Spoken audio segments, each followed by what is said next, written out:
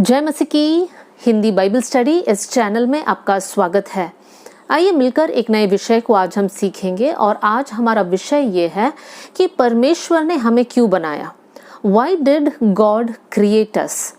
परमेश्वर हमारा सृष्टिकर्ता है, प्रभु ने हमें रचा है, तो उसके पीछे क्या कारण है, मतलब उसका रीज़न क्या है।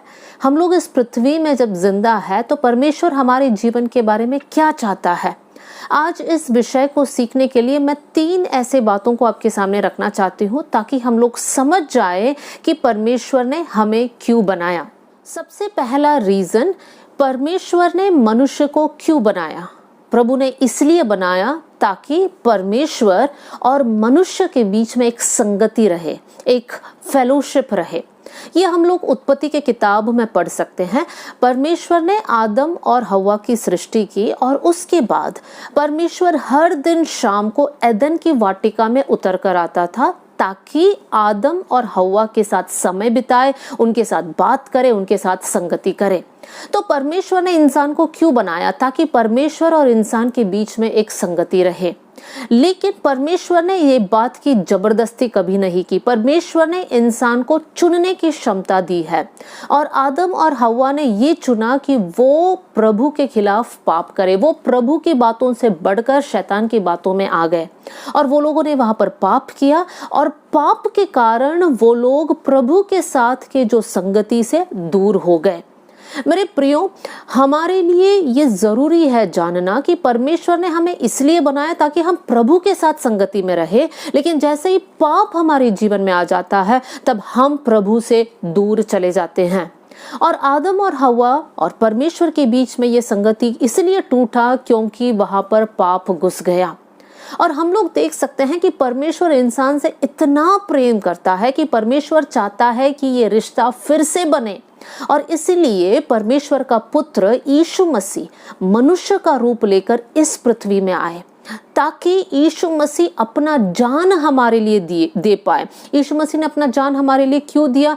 ताकि मेरे पापों की सजा मैं ना उठाऊं, मैं प्रभु से दूर ना रहूं, लेकिन मेरे पापों की सजा यीशु मसीह अपने शरीर में उठा लिया और वो दर्द दुख को सहन कर लिया और यीशु मसीह उस क्रूस पर अपना जान कुर्बान किया ताकि मैं और आप पिता के साथ एक रिश्ते में, एक संगति में आ जाए। तो मेरे प्रियो, आज हम जो प्रभु यीशु मसीह पर विश्वास करते हैं, हम लोग इस बात को जानते हैं कि यीशु ने अपना जान हमारे पापों के लिए कुर्बान कर दिया, लेकिन हमें ये भी समझना है, लापरवाही के साथ जीना नहीं है, लेकिन हमें हर दिन प्रभु यीशु मसीह के साथ बने रहना है। यूहन्ना के सुसमाचार में ये लिखा है कि हम प्रभु में बने रहे। जैसे डाली दाखलता के साथ जुड़ा हुआ है, वैसे ही हम प्रभु में बने रहे। जब बने रहने की बात आती है तब हमें कुछ बातों को समझना है। जब हम लोग इस पृथ्वी में रहते समय शादी करते हैं तो 2 लोग एक साथ रहने का एक वाचा बांधते हैं, एक प्रॉमिस लेते हैं और उससे पहले, वो शादी तय होने से पहले 2 लोग एक साथ आते हैं। वो लोग डिस्कस करते हैं उनका पसंद क्या है, नापसंद क्या है, उस इंसान का चरित्र क्या है, क्या वो लोग एक साथ रह पाएंगे। ये सब कुछ जानने के बाद ही वो लोग शादी के लिए आगे बढ़ते हैं। मेरे प्रियो, जब हम प्रभु के साथ एक रिश्ते में हैं तो जरूरी है कि मैं प्रभु के गुणों को जान पाऊं ताकि मैं प्रभु के साथ बनी रहूं। क्या है परमेश्वर के गुण? हम जानते हैं परमेश्वर प्रेमी है, दयालु है, अनुग्रहकारी है, विलंब से क्रोध करने वाला। ये सारे गुण को हम जानते हैं, लेकिन हमें साथ में ये भी जानना है कि परमेश्वर पवित्र है। पहला पत्रस 1 अध्याय और आयत 15 में इस प्रकार लिखा है कि तुम पवित्र रहो क्योंकि परमेश्वर या तुम्हारा बुलाने वाला परमेश्वर पवित्र है। तो मैं प्रभु के साथ संगति में तब रह सकती हूँ जब मैं अपने जीवन को पवित्र रखूं। और अगर मेरे जीवन से पाप हुआ तो मैं क्या करूं? उस पाप में डूबी ना रहूं, लेकिन मैं उसमें से निकलकर प्रभु से कहूं, प्रभु मैंने गलती किया है, मुझे क्षमा कर। तो परमेश्वर मुझे क्षमा करेगा और दोबारा मैं प्रभु के साथ उस रिश्ते में आगे बढ़ सकती हूँ। वचन में पहले यूहन्ना पहला अध्याय और उसकी 5वीं आयत में ये लिखा है कि परमेश्वर ज्योति है। तो अगर मैं प्रभु के साथ चलना है तो मुझे अंधकार के कामों को छोड़ना है, पाप का रास्ता को छोड़ना है और प्रभु के साथ साथ ज्योति में चलना है। मेरे प्रियो, परमेश्वर ने मुझे और आपको इसलिए बनाया है ताकि हम एक संगति में रहे, हम बने रहे, हम प्रभु के साथ साथ बातचीत करें, हमारे दुखों को, हमारे डिजायर्स को, हमारी इच्छा को, हम क्या करना चाहते हैं, हम क्या संघर्ष को झेल रहे हैं, सारी बातें हम खुलकर प्रभु से कहें। और परमेश्वर भी हमसे बात करना चाहता है। परमेश्वर हमको बताना चाहता है कि कौन सा राह हमें लेना है, कैसे हमें आगे बढ़ना है, हमारे जीवन को कहाँ सुधारना है। ये सारी बातें परमेश्वर वचन के जरिए हमसे बात करेगा। तो सबसे पहला रीजन, परमेश्वर ने हमारी सृष्टि क्यों की? ताकि हम परमेश्वर के साथ साथ बने रहे, एक संगति में रहे, एक फेलोशिप में रहे। आइए हम लोग दूसरे पॉइंट की ओर बढ़ेंगे। दूसरा रीजन परमेश्वर ने हमें क्यों बनाया, उसके लिए आंसर ये है, हम लोग यशायाह की किताब को पढ़ेंगे। यशायाह चैप्टर 43 वर्स 21 आपके लिए पढ़ना चाहती हूँ। इस प्रजा को मैंने अपने लिए बनाया है कि वे मेरा गुण अनुवाद करे। यहाँ पर परमेश्वर का वचन में इस प्रकार लिखा है, परमेश्वर कहता है मैंने ये लोगों को अपने प्रजा करके इसलिए बनाया है ताकि ये लोग मेरे गुण अनुवाद करे, ये लोग मेरी आराधना करे। परमेश्वर ने हमें क्यों बनाया? हमने फर्स्ट रीजन देखा कि प्रभु के साथ संगति करना है। अब नेक्स्ट रीजन यह है ताकि हमारे जीवन से हर समय हम प्रभु की आराधना करने वाले लोग बने। आराधना क्या है? जब हम लोग एक साथ आते हैं, हम गीतों को गाते हैं, हम लोग हाथों को उठाते हैं, ताली बजाते हैं, ये सब आराधना का एक भाग है। हम लोग जब अकेले में रहते हैं तब भी हम गीतों को गाते हैं, ये आराधना है। लेकिन मेरे प्रियो, आराधना इतने में सीमित नहीं है। आराधना हमारा लाइफस्टाइल होना चाहिए। हम लोग हर समय जो करते हैं वो परमेश्वर के लिए एक आराधना होना चाहिए। हमारा जीवन का स्वभाव हमें देखना है, क्योंकि वो स्वभाव के द्वारा हमें परमेश्वर की आराधना करना चाहिए। बाइबल में से कुछ प्रभु के दास दासियों के उदाहरण को मैं आपके सामने रखना चाहती हूँ। उनका जीवन को देखते समय हम लोग समझ पाएंगे कि हमारे जीवन से हमें परमेश्वर की आराधना कैसे करना चाहिए। फर्स्ट एग्जाम्पल है अब्राहम। अब्राहम परमेश्वर का एक दास था। परमेश्वर अब्राहम से कहता है, अब्राहम तू अपना इकलौता पुत्र ले ले और मेरे लिए एक बलिदान करके चढ़ा। अब्राहम के लिए ये बहुत कठिन बात है, क्योंकि अब्राहम के पास एक ही बेटा है जो अपना कहला सकता है। और अब्राहम अपना बेटा को देखता है तो अब्राहम ये सोचता होगा कि मैंने इतने साल इंतजार किया, मेरे बुढ़ापे में जाकर मुझे एक बेटा उत्पन्न हुआ है, उस बेटे का बलिदान मैं कैसे चढ़ाऊं? मेरे प्रियो, लेकिन अब्राहम वहां पर सोचकर नहीं बैठता है। परमेश्वर जो कहता है अब्राहम आज्ञा मानता है। परमेश्वर कहता है इसहाक को लेकर आ, और अब्राहम कुछ सोचता नहीं है, सलाह लेने के बारे में नहीं सोचता, किसी के साथ डिस्कस करना नहीं चाहता है, लेकिन प्रभु के आज्ञा को मानता है। क्या परमेश्वर इतना क्रूर और दुष्ट परमेश्वर है कि एक बच्चे का जान चाहता है? नहीं प्रियो, परमेश्वर का वचन में लिखा है कि परमेश्वर ऐसे बलिदान को नहीं चाहता है। परमेश्वर ऐसे बातों के खिलाफ है। लेकिन यहाँ पर अब्राहम की परीक्षा हो रही है। परमेश्वर अब्राहम का विश्वास का परख कर रहा है। परमेश्वर इसहाक का जान नहीं लिया, हम लोग उस घटना को देख सकते हैं। लेकिन यहाँ पर हम क्या सीख सकते हैं? अब्राहम का जो आराधना प्रभु के प्रति है वो है आज्ञाकारिता के द्वारा। परमेश्वर कहता है और अब्राहम आज्ञा मानता है। मेरे प्रियो, जब हम प्रभु के बातों को मानते हैं, आज्ञा मानते हैं, तब हमें समझना है हमारे जीवन के द्वारा हम परमेश्वर की आराधना कर रहे हैं। लेकिन आप गीत गा रहे हैं, आप ताली बजा रहे हैं, लेकिन उसका दूसरा पहलू में अगर देखूं तो आप अगर प्रभु के आज्ञाओं को नहीं मान रहे हैं तो मेरे प्रियो, आपके जीवन के द्वारा परमेश्वर की आराधना नहीं हो रहा है। फॉर एग्जाम्पल, आप संगति करते हैं दूसरे लोगों के साथ, दूसरे भाई बहनों के साथ, आप गीत गाते हैं, प्रभु की महिमा करते हैं, कर आप सोचते हैं, लेकिन दूसरे साइड पर आपका पर्सनल लाइफ में पवित्रता ही नहीं है, आप परमेश्वर की आज्ञा को नहीं मान रहे हैं, आप अपने मन मर्जी के अनुसार जी रहे हैं, तो आपके जीवन से आराधना नहीं हो रहा है। आराधना का मतलब है हम लोग प्रभु के वचन के प्रति आज्ञाकारी रहे। यीशु मसीह का पहला चमत्कार में यीशु मसीह उन दासों से कहता है उस मटके में पानी भर दो। दास वहां पर पूछने नहीं रहते हैं कि क्यों भरे, तुम कौन है, ये सारी बातें दास नहीं पूछते। जितने भी लोग थे वो लोग सब मिलकर वहां पर पानी भरते हैं। वो मटके को मुंह पानी भर देते हैं और वहां पर परमेश्वर का चमत्कार होता है। मेरे प्रियो, प्रभु का कार्य तब हमारे जीवन में होगा जब हम प्रभु के प्रति आज्ञाकारी रहे। दूसरी बात, आराधना का मतलब क्या है? प्रभु के दास अय्यूब के जीवन को हम देख सकते हैं।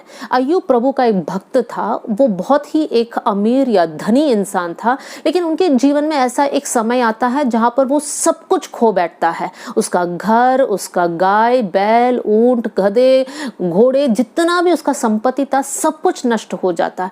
उनके सारे बच्चों का मौत हो जाती है और वहां पर हम देख सकते हैं उनके शरीर पर भी शैतान हमला करता है। उनके पूरे शरीर में दर्द है, फोड़ों से उसका शरीर भर जाता है। लेकिन वहां पर भी अय्यूब खड़े होकर कहता है कि परमेश्वर ने दिया और परमेश्वर ने लिया, परमेश्वर की नाम की महिमा हो। मेरे प्रियो, ये है आराधना। आराधना सिर्फ हमारे आशीष के दिनों में नहीं कि प्रभु ने ये दिया इसलिए मैं स्तुति के गीत गा रही हूँ, प्रभु ने ये दिया इसलिए मैं धन्यवाद कर रही हूँ। नहीं प्रियो, ये नहीं है आराधना। आराधना मतलब सुख के समय और दुख के समय, दोनों समय में मैं परमेश्वर की महिमा करूं। प्रभु ने दिए हुए आशीषों को याद कर कर मैं प्रभु को महिमा दूं और साथ में अगर मैं कठिन परिस्थिति में जा रही हूँ तो भी मैं प्रभु को महिमा दूं, ये समझ कर कि परमेश्वर मेरा राजा है और परमेश्वर के अनुमति बिना मेरे जीवन में कुछ नहीं हो सकता। तो आराधना का मतलब है कठिन समय पर भी प्रभु को धन्यवाद देना। अगला एक और उदाहरण आपके सामने रखना चाहती हूँ और वो है उस कंगाल विधवा के बारे में जिनके पास 2 दमड़ी था। उनके पास और जीने के लिए पैसे नहीं थे और ये कंगाल विधवा जितना उसके पास था 2 दमड़ी, वो दोनों दमड़ी प्रभु के भवन में डालती है। बाकी के लोग अपना संपत्ति में से कुछ हिस्से को डाल रहे थे, लेकिन ये स्त्री अपना सब कुछ यीशु को दे रही। ये है आराधना। मेरे प्रियो, आराधना मतलब देना होता है। आप अपने धन के द्वारा प्रभु को दीजिए, उनकी सेवकाई के लिए दीजिए। आप अपना ताकत प्रभु को दीजिए, अपना बुद्धि प्रभु को दीजिए। परमेश्वर ने आपको दिया हुआ हुनर, वरदानों को आप प्रभु की महिमा के लिए इस्तेमाल कीजिए। ये है आराधना कि हम लोग हमारे लिए कुछ नहीं रख रहे हैं, लेकिन हमारा सब कुछ हम प्रभु को दे रहे हैं और प्रभु से कह रहे हैं प्रभु ये आपका है, आपकी महिमा के लिए इस्तेमाल कीजिए। आगे हम देखेंगे मरियम के जीवन से। यीशु की मां मरियम गर्भवती होने से पहले एक स्वर्गदूत आता है और कहता है कि तू धन्य है, तू एक पुत्र को जनेगी। और उस समय पर मरियम क्या कहती है? मरियम कहती है मैं प्रभु की दासी हूँ और प्रभु की इच्छा मेरे अंदर पूरा होने पाए या प्रभु की इच्छा पूरा हो। मेरे प्रियो, उस समय के रीति के अनुसार अगर एक कुंवारी लड़की गर्भवती होती है, मतलब शादी से पहले कोई गर्भवती होते हैं, तो उनके साथ बहुत क्रूर व्यवहार किया जाता था। वो एक बहुत बड़ा अपराध था और उनके ऊपर पथराव किया जा सकता था। यहाँ पर मरियम को परिस्थिति या फिर लोग मेरे बारे में क्या बोलेंगे, लोग मेरे साथ क्या करेंगे, इसकी परवाह नहीं है। मरियम क्या कहती है? मैं प्रभु की दासी हूँ और प्रभु की मर्जी मेरे जीवन में पूरा हो। मेरे प्रियो, ये है आराधना। बहुत से वक्त हमारा जीवन को जीते समय हम सोचते हैं कि ये क्या बोलेंगे, मेरे जीवन से क्या ये खुश होंगे, वो खुश होंगे, ये मेरे साथ नाराज ना हो। ऐसे सब सोचकर हमारे आत्मिक जीवन को हम आगे नहीं बढ़ा सकते। मेरे प्रियो, प्रभु के प्रति समर्पित रहिए। प्रभु से कहिए प्रभु ये जीवन आपका दान है, आप जो चाहते हैं वही मेरे जीवन में होने पाए। ये जब आप कहते हैं तब आप प्रभु की महिमा और आराधना कर रहे हैं। मेरे प्रियो, परिस्थिति की परवाह ना करें, लोग क्या सोचेंगे उसकी परवाह ना करें, लेकिन बस एक बात पर आप फोकस करें कि प्रभु मेरे साथ प्रसन्न होना चाहिए। तब आपके जीवन के द्वारा परमेश्वर की आराधना होगी। अगला उदाहरण एक और बहन के बारे में है जिनका नाम है मरियम। मरियम ये यीशु की मां नहीं है, ये दूसरा मरियम है। मरियम यीशु के पास आती है और बहुमूल्य इत्र की कुप्पी को तोड़कर यीशु पर उंडेल देती है। मेरे प्रियो, इत्र की कुप्पी है वो बहुत बहुमूल्य है, बहुत कॉस्टली है, बहुत प्रेशियस है। लेकिन ये मरियम कुछ नहीं सोचती है। उनके लिए जो सबसे बहुमूल्य था वो बहुमूल्य इत्र यीशु के पैरों पर उंडेल देती है। हम यहाँ पर क्या सीख सकते हैं? हमारे लिए जो सबसे प्रेशियस है वो हमारे लिए अलग करके नहीं रखना, लेकिन प्रभु के चरणों में उसका अर्पण करना। मेरे प्रिय माता पिता, हो सकता है आपके बच्चे आपके लिए बहुत प्रिय है। प्रभु से कहिए, प्रभु ये बच्चे आपके दान है, अपनी सेवा के लिए इनको इस्तेमाल करना। क्या हम वैसे बोल सकते हैं? हो सकता है आपके लिए अपना घर, अपना संपत्ति या फिर आपके लिए कुछ और बातें हो सकता है जो आपके लिए बहुत प्रिय है। क्या आज आपका मोबाइल आपके लिए सबसे ज्यादा प्रिय है? क्या कोई और वस्तु आपके लिए सबसे ज्यादा प्रिय है? आप प्रभु से कहिए, प्रभु सब कुछ आपके चरणों में मैं अर्पण करना चाहती हूँ। आपसे बढ़कर मेरे जीवन में कुछ नहीं है परमेश्वर पिता। मेरे प्रियो, अगर कोई भी वस्तु है जो आपको परमेश्वर से दूर करता है तो हमें उन वस्तुओं को हमारे जीवन से काट कर फेंक देना चाहिए। वो है आराधना जो हम प्रभु को देते हैं। हमारे लिए हमें समझना है कि अपना कर कर कहने के लिए कुछ नहीं है। जो भी है प्रभु का दान है और हम प्रभु की महिमा के लिए उसे अर्पण करना चाहिए। अगला उदाहरण है हन्ना के जीवन के द्वारा। हन्ना के पास भी संतान नहीं था। हन्ना प्रार्थना करती है, परमेश्वर प्रार्थना सुनकर उन्हें एक संतान देता है। शमूएल बालक उनका संतान है। लेकिन हन्ना के पास ये बच्चा जन्म होने से पहले हन्ना प्रभु के साथ एक प्रॉमिस लेती है, वाचा बांधती है कि प्रभु अगर आप मुझे एक संतान दो तो मैं उस संतान को आपकी सेवा के लिए वापस दे दूंगी। और जैसे ही परमेश्वर हन्ना का प्रार्थना सुनता है, उसको संतान देता है, कुछ महीने या कुछ साल के बाद हन्ना शमूएल को एली याजक के पास लेकर जाता है और मंदिर में यहोवा परमेश्वर की सेवकाई के लिए दे देती है। मेरे प्रियो, हन्ना के लिए यह आसान नहीं है, लेकिन हन्ना अपने जीवन के द्वारा ये बता सकती है कि मैंने प्रभु के साथ किया हुआ वाचा को पूरा किया, जो प्रॉमिस मैंने लिया वो मैंने पूरा किया। ये है आराधना। कितनी बार आपने परमेश्वर के साथ कुछ प्रॉमिस को लिया होगा? आपने प्रॉमिस किया होगा, प्रभु अब से पवित्र जीवन, प्रभु अब से इतना समय हम प्रार्थना करेंगे, प्रभु अब से हम सुबह उठकर प्रार्थना करेंगे। कितने सारे प्रॉमिसेस आपने लिए हैं। मेरे प्रियो, अगर आप पूरा नहीं कर रहे हैं तो आप प्रभु को आराधना नहीं दे रहे हैं। वाचा को जब आप पूरा करते हैं तब आपके जीवन के द्वारा आप परमेश्वर को आराधना दे रहे हैं।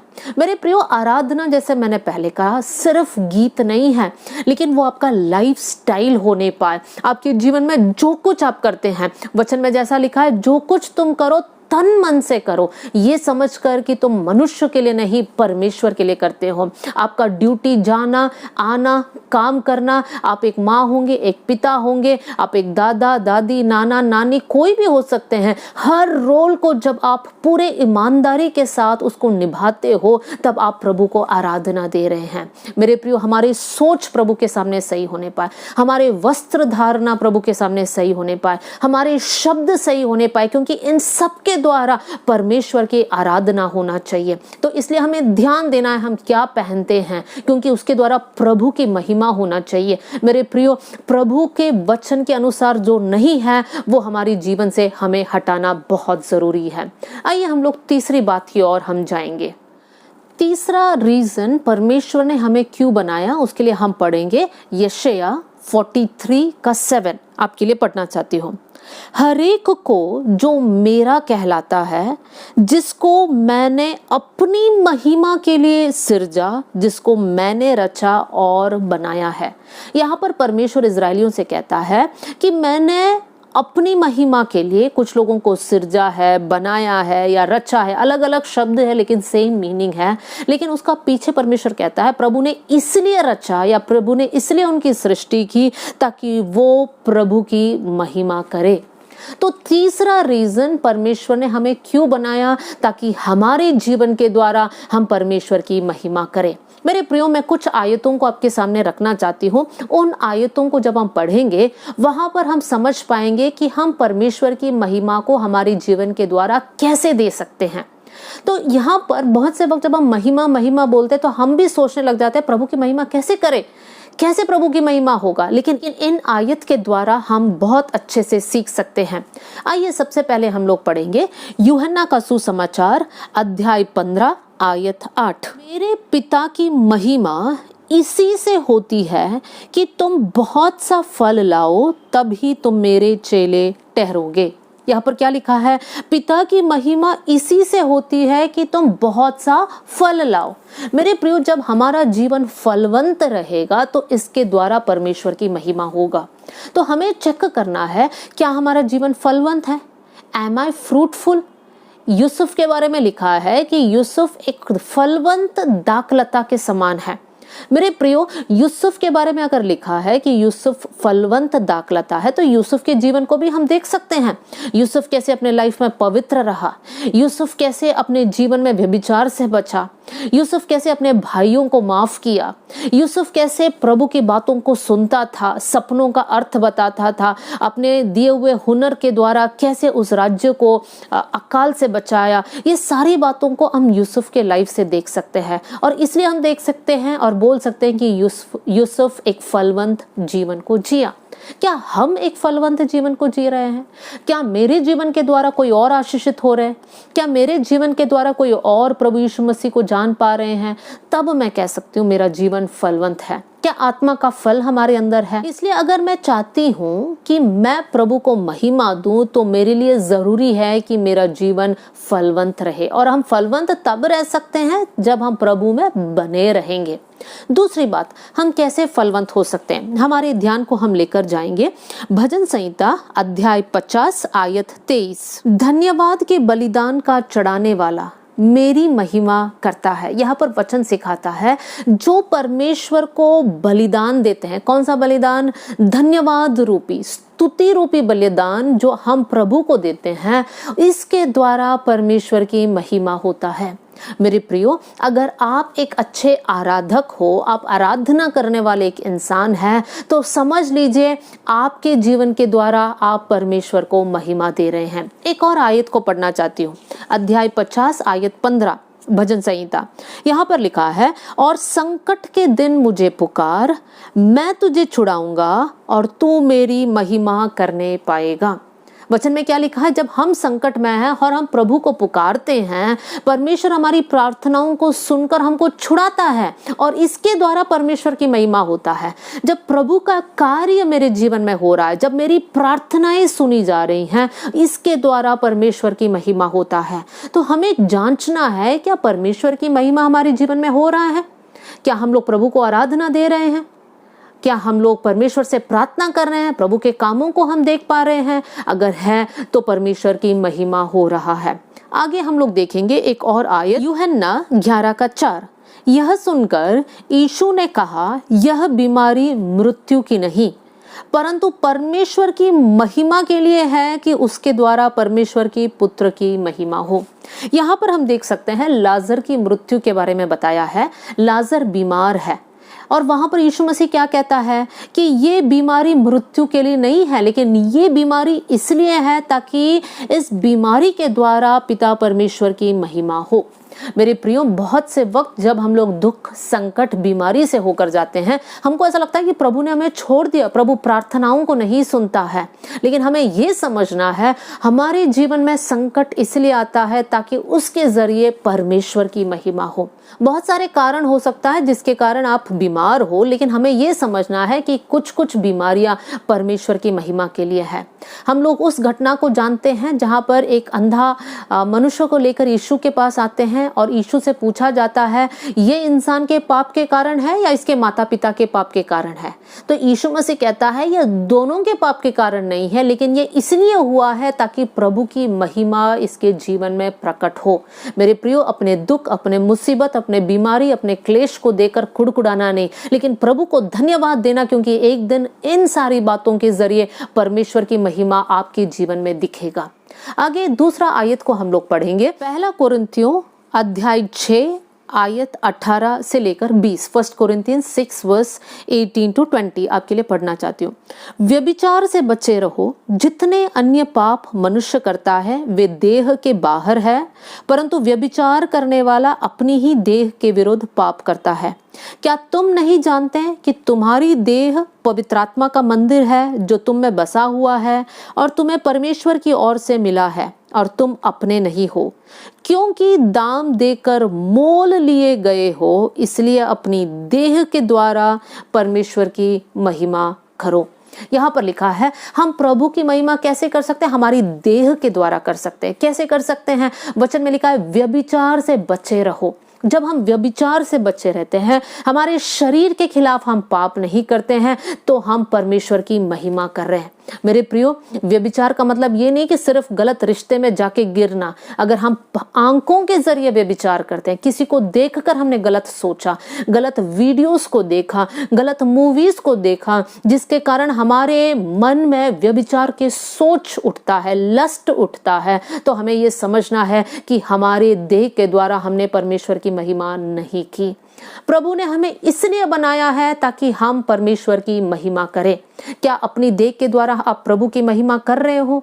जांचिए मेरे प्रियो, व्यभिचार से बचे रहो। परमेश्वर चाहता है कि हम हमारे शरीरों को पवित्र रखें। इसलिए जैसे मैंने पहले कहा, व्यभिचार से बचे रहना है, और साथ में दूसरी बात, अपने वस्त्र धारणा पर भी हमें ध्यान देना है। हम लोग को ऐसे कपड़े पहनना है जिससे हमारा शरीर ढक जाता है। फैशन कुछ भी क्यों ना हो, लोग कुछ भी करें, लेकिन हम वचन के अनुसार जिएंगे। दानिएल जिस जमाने में रहता था, सारे लोग राजा के भवन के खाना खाते थे, लेकिन दानिएल और दोस्तों ने ठान लिया कि हम अपने आप को अपवित्र नहीं करेंगे। मेरे प्रियो, जब हम देखते हैं लोग टाइट कपड़े पहनते हैं, तो हमारे अंदर लालच नहीं आना चाहिए कि हम भी ऐसे कपड़े पहने, हम भी उनके जैसे दिखे। लेकिन हमें अपने आप से कहना है कि मैं प्रभु की बेटी हूं, मैं प्रभु का बेटा हूं, मैं अपने शरीर से पाप नहीं करूंगा, मैं व्यभिचार नहीं करूंगा। अगर इस पाप में आज कोई भी फंसे हुए हैं, मेरे प्रियो, ये वचन सुनते सुनते प्रभु से माफी मांग लीजिए। प्रभु से कहे, प्रभु मैंने गलत किया, मुझे माफ कर दो, मैं वापस आपके पास आ रही हूँ या फिर आ रहा हूँ, प्रभु मुझे एक्सेप्ट कीजिए। परमेश्वर निश्चय पापों को माफ करने वाला परमेश्वर है। अगला आयत जो आपके सामने रखना चाहती हूँ वो है 2 कोरिन्थियों अध्याय 9 आयत 13। 2 कोरिन्थियंस चैप्टर 9 वर्स 13। यहाँ पर हम इस प्रकार पढ़ सकते हैं, क्योंकि इस सेवा को प्रमाण स्वीकार करके वे परमेश्वर की महिमा प्रकट करते हैं कि तुम मसीह के सुसमाचार को मानकर उसके अधीन रहते हो और उनकी और सबकी सहायता करने में उदारता प्रकट करते रहते हो। मेरे प्रियो, यहाँ पर पौलुस कहता है कि परमेश्वर की महिमा हो रही है क्योंकि तुम उदारता के साथ प्रभु की सेवा के लिए देते हो। मेरे प्रियो, हमें ये बातों को समझना है। जब हम प्रभु के लिए कुछ देते हैं, वहां पर परमेश्वर की महिमा होती है। आज आप प्रभु को क्या दे रहे हैं? अपना सैलरी में से, अपना धन में से, अपनी ताकत में से आप प्रभु को क्या दे रहे हैं? हमें परमेश्वर की सेवा के लिए देना है, प्रभु के राज्य के लिए हमें देना है, प्रभु का वचन हर एक के पास पहुंचे उसके लिए देना है। अपने जीवन को जांचिए, अगर आप प्रभु के राज्य को देने वाले हैं तो प्रभु की महिमा आपके जीवन के द्वारा होगा। पहला पत्रस अध्याय 2 आयत 12, 1 पीटर चैप्टर 2 वर्स 12। यहाँ पर हम पढ़ सकते हैं, अन्य जातियों में भी तुम्हारा चाल चलन भला हो, ताकि जिन जिन बातों में वे तुम्हें कुकर्मी जानकर बदनाम करते हैं, वे तुम्हारे भले कामों को देकर उन्हीं के कारण कृपा दृष्टि के दिन परमेश्वर की महिमा करें। मेरे प्रियो, हम जहाँ पर रहते हैं, जिस समाज में, जिस कॉलोनी में, जिस एरिया में हम रहते हैं, हो सकता है आपके ऊपर गलत आरोप को लगाया जा रहा है, लेकिन याद रखिए हमारे भले कामों को देखकर वो लोग पिता की महिमा करेंगे। आज हमारे जीवन के द्वारा कोई भी भला काम हो रहा है, हम किसी की मदद कर रहे हैं, हम समाज की उन्नति के लिए, बढ़ोतरी के लिए कुछ कर रहे हैं, हम लोग प्रभु के बच्चे हैं। परमेश्वर का एक उद्देश्य हमारे जीवन में है और वो ये है कि अन्य जाति लोग हमारे भले कामों को देखने वाले बन जाए। मेरे प्रियो, हमने काफी बातों को देखा, कहाँ कहाँ और कैसे कैसे हम प्रभु की महिमा कर सकते हैं। और भी बहुत सारे आयत हैं, अगर आप बाइबल पढ़ें तो नोट कर सकते हैं, सीख सकते हैं कि कैसे हम लोग प्रभु की महिमा कर सकते हैं। यूहन्ना 21:19 में पतरस के मौत के बारे में लिखा है कि कैसे पतरस अपने जीवन के अंत में अपने मृत्यु के द्वारा परमेश्वर की महिमा करेगा। मेरे प्रियो, हमारे जीवन के हर एक स्टेज में हम प्रभु को महिमा देने वाले बन जाए। हम जो कुछ करें उसके द्वारा प्रभु की महिमा होने वाले बन जाए। तो आज जिस विषय पर हमने सीखा कि परमेश्वर ने हमें क्यों बनाया, उसके लिए मैंने 3 जवाबों को आपके सामने रखा है। सबसे पहले, परमेश्वर ने हमें इसलिए बनाया है ताकि हम प्रभु के साथ एक संगति में रहें। दूसरी बात, परमेश्वर ने हमें इसलिए बनाया बनाया ताकि हम परमेश्वर की आराधना करें। और तीसरी बात, परमेश्वर ने हमें इसलिए बनाया ताकि हमारे जीवन के द्वारा हम परमेश्वर को महिमा दे, या फिर प्रभु की महिमा हमारे जीवन के द्वारा प्रकट होने पाए। मैं आपको एनकरेज करूंगी कि आपका जीवन बहुत प्रेशियस है, बहुत अनमोल है, उसको बेकार में नहीं गंवाना, लेकिन ये सारी बातें अपने जीवन में अपनाकर प्रभु की महिमा के लिए परमेश्वर की आराधना करते हुए प्रभु के साथ संगति में आप आगे बढ़िए। प्रभु आपको बहुत आशीष देगा। आइए हम लोग प्रार्थना करें। स्वर्गीय पिता, आज का वचन के लिए मैं धन्यवाद करती हूँ। वचन सुनने वाले हर एक भाई बहन आशीषित होने पाए। वचन में आगे बढ़ने के लिए मदद करना प्रभु, संगति में बढ़ने के लिए, आराधना में बढ़ने के लिए प्रभु, आपकी महिमा हमारे द्वारा प्रकट होने के लिए प्रभु हम चाहते हैं, हम मांगते हैं। प्रभु जी, आपने प्रार्थना सुन लिया, इसलिए धन्यवाद। सारा आदर और महिमा आपको देते हुए प्रभु यीशु मसीह के नाम से हम मांगते हैं, amen. God bless you all. जय मसीह की।